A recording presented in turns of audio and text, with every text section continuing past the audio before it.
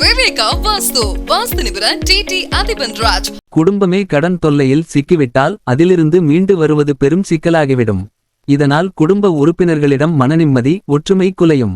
குழப்பங்கள் சங்கடங்கள் சச்சரவுகள் மன அழுத்தங்கள் அதிகமாகிவிடும். போதாக்குறைக்கு ஆரோக்கிய குறைபாடும் ஏற்பட்டுவிடும். இது போன்ற இன்னல்களை தவிர்க்கவே ஆன்மீகத்தில் எளிய குறிப்புகள் சொல்லப்பட்டுள்ளன. அந்த வகையில் வீடுகளில் என்ன செய்ய வேண்டும் என்ன செய்யக்கூடாது என்பது பற்றியும் தெளிவாக வரையறுக்கப்பட்டுள்ளது. பெண்கள் எப்போதுமே மங்களகரமாக காணப்பட வேண்டும். நெற்றியில் பொட்டு வைக்காமல் பூஜைகளை செய்யக்கூடாது. கைகளில் வளையல் அணியாமல் பிறருக்கு உணவு பரிமாறக்கூடாது. அதேபோல நம்முடைய வீட்டை எந்த அளவுக்கு சுத்தமாக வைத்திருக்கிறோமோ அந்த அளவுக்கு மகாலட்சுமியின் அருள் கிட்டும் என்பார்கள். அந்த வகையில் வீட்டில் நிலைவாசலில் கவனம் செலுத்த வேண்டும். எப்போதுமே வீட்டு நிலைவாசல் சுத்தமாக இருக்க வேண்டும். வாசப்படியில் வேப்பிலை மாவிலை என ஏதாவது ஒன்று கட்டி வைக்க வேண்டும். அப்படி கட்டி வைக்கும்போது வாரத்துக்கு 2 முறையாவது இந்த இலைகளை மாற்றிவிட வேண்டும். எக்காரணம் கொண்டும் காய்ந்து போக விடக்கூடாது. ஆனால் பிளாஸ்டிக் இலைகளை தோரணமாக கட்டக்கூடாது. நிலைவாசலில மட்டுமல்லாமல் பூஜையறையிலும் மா விளக்குகளை கொண்டு அலங்கரிக்கலாம். விநாயகர் சிலைக்கு மா இலைகளை செலுத்தி வரும்போது பணக்கஷ்டம் இருக்காது என்பார்கள். வெள்ளெருக்கன் கட்டை அதேபோல தலைவாசலில் சங்கு பதிக்கலாம்.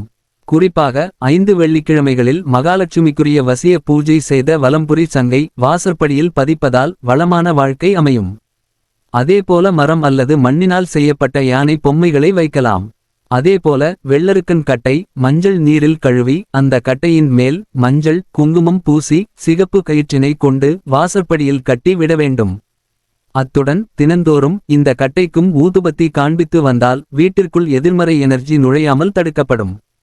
கிழிந்த துணிகள் அருந்த செருப்பு கிழிந்த துணிகள் மக்கிப்போன துணிகளை வீட்டிற்குள் கூட வைத்திருக்க கூடாது. பழைய கடிகாரங்கள் ஓடாத கடிகாரங்கள் உடைந்த கண்ணாடிகள் அருந்த செருப்புகள் பழைய காலண்டர்கள் தேய்ந்து போன துடைப்பங்கள் இப்படி எதுவானாலும் உடனே தூக்கி எறிய வேண்டும். இவைகள் அனைத்துமே வீட்டிற்கு எதிர்மறையான ஆற்றலை தந்து அதன் மூலம் வறுமையை கொண்டு வந்துவிடும். வீட்டில் துடைப்பத்தை செங்குத்தாக வைக்கக்கூடாது. குப்பையை மூலையில் சேகரித்து வைக்கக்கூடாது. அழுக்கு துணிகளை இரவில் ஊற வைக்கக்கூடாது. வீட்டில் கல் உப்பு பருப்பு அரிசி ஊறுகாய்களை தீராமல் பார்த்து கொள்ள வேண்டும். நெல்லி மர நன்மை அம்மிக்குழவி உரல் குழவியை வீட்டின் தென்கிழக்கு திசையில் வைக்க வேண்டும். வீட்டிற்குள் வைப்பதை விட வீட்டின் பின்புறத்தில் வைக்கலாம். வடகிழக்கு திசையில் மட்டும் அம்மிக்கல் ஆட்டுக்கல்லை வைக்கக்கூடாது. வாரம் 2 முறையாவது தண்ணீரில் கல் உப்பு மஞ்சள் கற்பூரத்தை சேர்த்து கலக்கி வீட்டு மூலையில் தெளித்துவிட வேண்டும். விஷ்ணுவின் அம்சமான நெல்லி மரத்தில் மகாலட்சுமி வாசம் செய்வதாக நம்பப்படுகிறது. குபேரருக்கு உரிய மரமாகவும் உள்ளதால் நெல்லிமரத்தை வீட்டில் வளர்ப்பது நன்மை.